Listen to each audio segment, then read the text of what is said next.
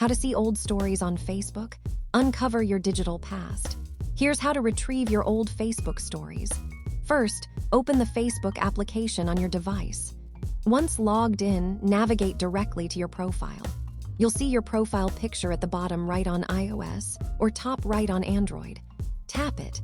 On your profile page, locate the 3 horizontal dots, the More Options menu, situated usually next to Add to Story or Edit Profile.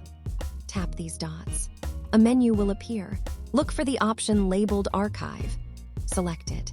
Within the Archive section, you'll find different categories. Tap on Stories Archive. Here, you will see a chronological display of all the stories you've posted that are older than 24 hours. They remain here indefinitely unless you manually delete them. You can view them, share them again, or save them to your device. This archive functions as a personal vault, preserving those fleeting moments you once shared. A simple path to revisit your digital narrative.